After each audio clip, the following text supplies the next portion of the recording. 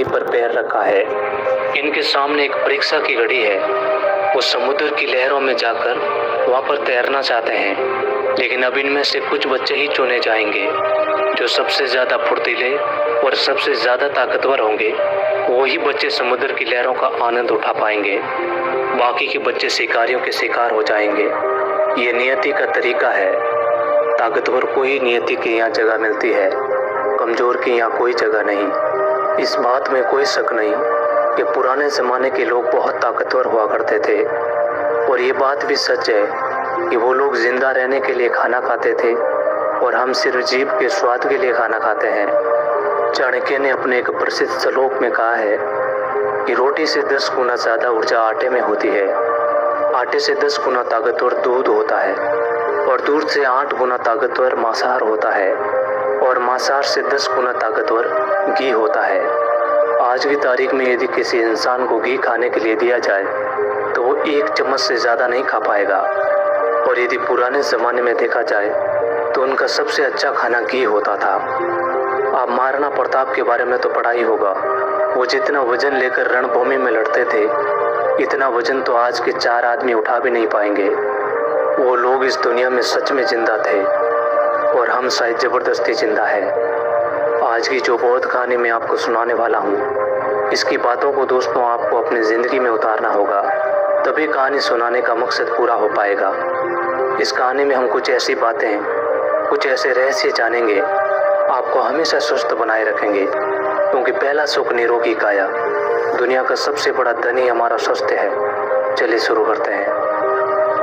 पुराने समय की बात है। एक राज्य का राजा बहुत ही पराक्रमी था। वो राजा इतना ताकतवर था, आसपास के 50 से ज़्यादा राज्य उस राज्य पर आक्रमण करने से पहले 100 बार सोचते थे। उन्हें पता था कि वहाँ के राजा और वहाँ की सेना बहुत ही ज़्यादा ताकतवर है। राजा अपने प्रजा के लिए काम करता था। प्रजा के लिए जो सबसे फायदेमंद चीज़ होती, उसी चीज़ का फैसला लेता। लेकिन जब राजा अपने घर की तरफ देखता तो उसे बहुत चिंता होती। उस राजा के 2 पुत्र थे। बड़ा वाला पुत्र बहुत ही ज़्यादा ताकतवर था। वो हर चीज़ का हुनर सीख चुका था।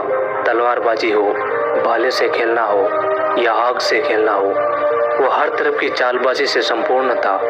उसे जो भी चीज़ सिखाई जाती वो बहुत ही जल्दी सीख जाता। सब राज्य के लोग यही कहते कि यही राजा का उत्तराधिकारी बनेगा।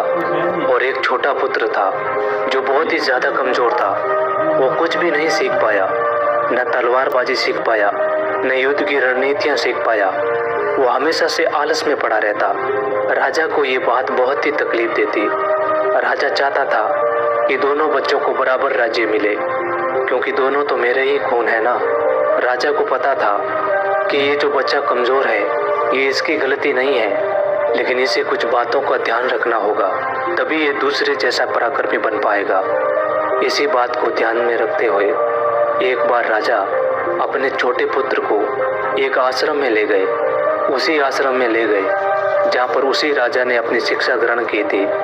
उन्हीं गुरु के पास अपने पुत्र को ले गया और उसे कहने लगा, गुरुदेव, मैं चाहता हूँ कि मेरा बच्चा आपसे शिक्षा ग्रहण करे। ये कभी भी कुछ भी सीखना नहीं चाहता। मेरा दूसरा बेटा बहुत ही बड़ा पराक्रमी है और राज्य को आज भी संभाल सकता है, और ये हमेशा से मेरा चिंता का विषय बना है। मैं क्या करूं कि इसको भी अपने दूसरे पुत्र की तरह बड़ा बना दूं। मैं चाहता हूं कि दोनों पुत्रों को बराबर का अधिकार मिले। मैं किसी के साथ भेदभाव नहीं करना चाहता। ये बात सुनकर वो गुरुदेव कहते हैं, मैं जानता हूँ राजा, इस पुत्र को क्या तकलीफ है। तुम कुछ दिन के लिए इसको यहीं पर छोड़कर चले जाओ। मैं तुम्हें आश्वासन देता हूँ कि जब तुम वापस आओगे तो तुम्हें ये पुत्र नहीं दिखेगा, इसी की जगह कोई और दिखेगा जिस पर तुम शायद ही विश्वास कर पाओगे। क्योंकि गुरुदेव बहुत बड़े आत्मज्ञानी थे। वो उस पुत्र को देखकर ये समझ गए थे कि इस बच्चे को क्या तकलीफ है और इसे कैसे पराक्रमी बनाया जा सकता है, क्योंकि वो आखिर एक राजा का खून था। बस उसे इसी बात का एहसास करवाना था। राजा वहाँ पर अपने बच्चे को छोड़कर चले जाते हैं। उसके बाद वो शिष्य उसी आश्रम में रहने लगा। बहुत दिन बीत गया, लेकिन गुरुदेव सही समय का इंतजार कर रहे थे। एक दिन वो गुरुदेव उस शिष्य से कहते हैं, चलो आज मैं तुम्हें कुछ दिखाना चाहता हूँ। उसके बाद उस बच्चे का हाथ पकड़ते हैं और एक पहाड़ी पर लेकर जाते हैं। उस पहाड़ी पर ले जाकर वो गुरुदेव कहते हैं कि आज मैं तुझे जो सिखाने वाला हूँ वो तुम्हें ध्यान से सीखना होगा, क्योंकि यदि तुमने आज नहीं सीखा तो जिंदगी में कभी कुछ भी नहीं कर पाओगे। क्योंकि अब तुम्हारे घर जाने का वक्त आ चुका है। मैं तुझे ये एहसास करवाना चाहता हूँ कि तुम इस धरती पर क्यों आए। उसके बाद वो गुरुदेव कहते हैं